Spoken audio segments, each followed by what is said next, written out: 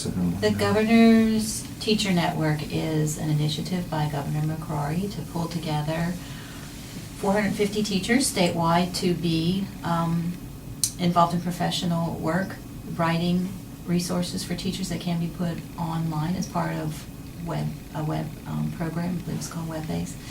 And also the pool of teachers is kind of divided into two segments. There are two pathways. One pathway has teachers interested in creating webinars and programs where teachers can actually collaborate through technology.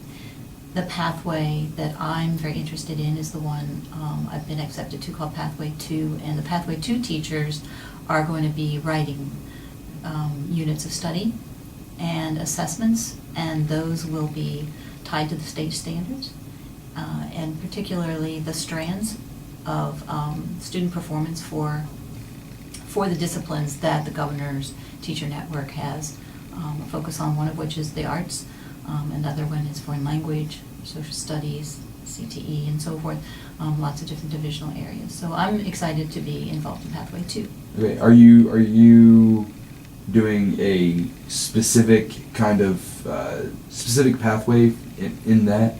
I'm going to be writing for visual arts on the high school level, so the grades 9 through 12. So I will be writing lesson plans that are serviceable to content in the visual arts that spans that grade level.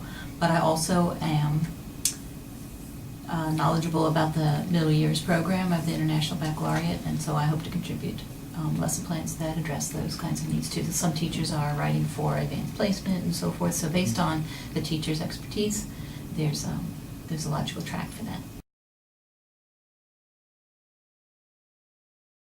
CTI definitely gave me the confidence to feel like I could tackle a project this big. I feel like it's going to be a lot more work than what CTI was, and CTI was a decent amount of work. So it gave me the confidence. It also definitely gave me the resources for me to be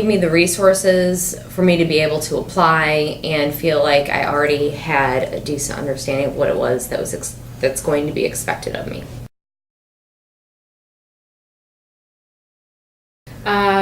I think, like I mentioned previously, getting that chance to unpack the standards and really look at them in a very intentional way with the time, and also the understanding that this type of work is very time consuming and very intensive, and that they're giving that energy and that support and the financial support that we can really do that in a way that's meaningful, not just in the 90 minutes a day of planning that we get.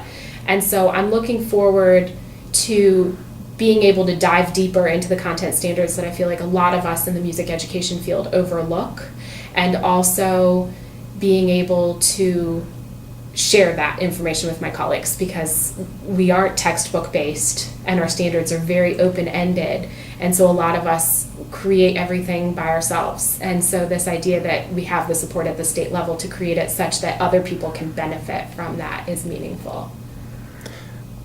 Okay. And what do you hope to get out of GTN, tangibly or intangibly? I'm looking forward to understanding what DPI is looking for as far as these units are concerned. I do think that's an area that's a little bit unclear for a lot of music educators, because we're very frequently last on the list. And I think being able to understand this is what their expectations are of the high school music programs is going to be really helpful. I'm looking forward to a little bit of vertical alignment, because there are quite a few K-5 and middle school educators who are going to be working on music units also. So that'll be a really meaningful conversation to have. And as we move in the next couple of years to state assessment, the way that in other content areas have, I'm glad that we get to do this piece first before we move to the assessment.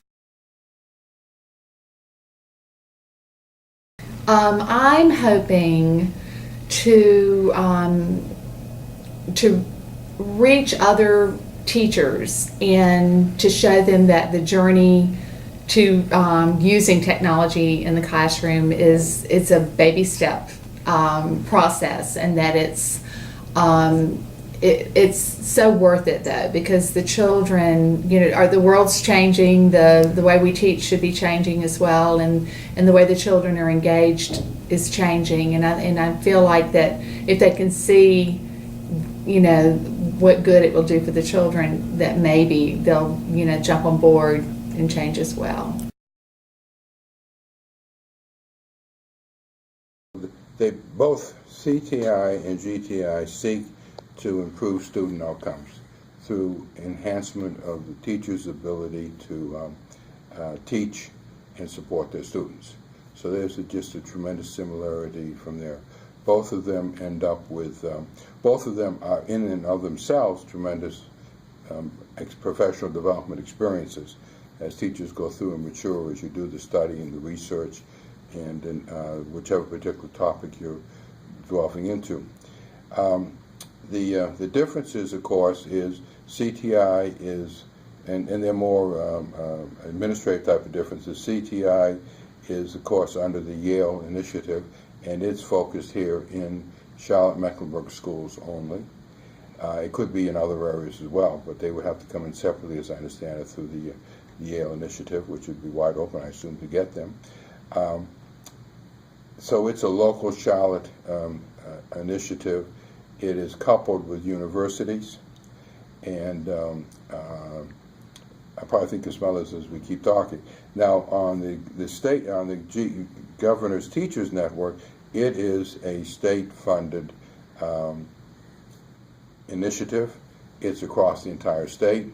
I imagine, if not all, but most of the school districts are represented in the 450 teachers that are involved with it. But similarity, they both look from kindergarten through grade 12. They both can cover, everything from math to English to social studies to philosophy, all, just about all the various curriculum type of areas that we have to do for the students. But bottom line, the key thing is they both are meant to improve student outcomes.